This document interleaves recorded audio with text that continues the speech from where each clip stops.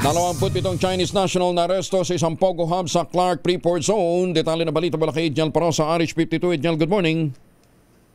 Kuya Angel, sinalakay ng mga tauhan ng Police Regional Office 3, katuwang ang Bureau of Immigration at Intelligence Service ng Armed Forces of the Philippines ang dalawang magkahiwalay na operasyon ng crypto scam hub sa loob mismo ng Clark Freeport Zone sa Pampanga.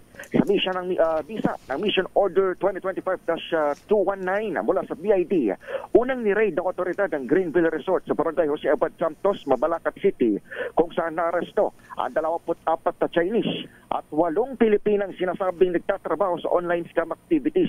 Sinundan naman ito ng isa pang pagsuyod sa Clark Hills Village naman kung saan tinakmang 3 pang Chinese na naaktuhang sangkot sa phishing at iba pang scamming activities.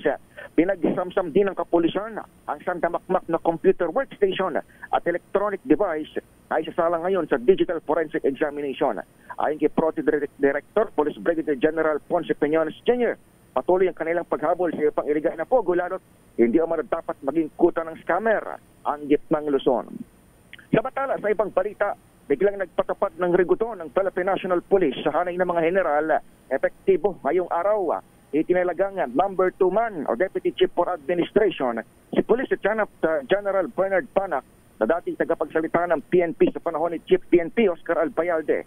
Nagsilbi rin siyang Director for Plans at Training Service at Director ng Police Regional Office 8 sa special orders ni PNP Chief Police General Nicolas Torre III. Magpapalit sina Panak at Police Lieutenant General Jose Melencio Nartates na ilagay naman sa Area Police Command sa Western Mindanao.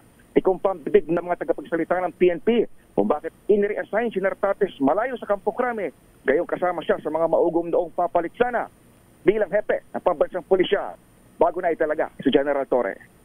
Ito si Edniel Parrosa, nag-uulat para sa DZRH. Una sa Pilipinas, una sa Pilipino. Maraming salamat, Edniel.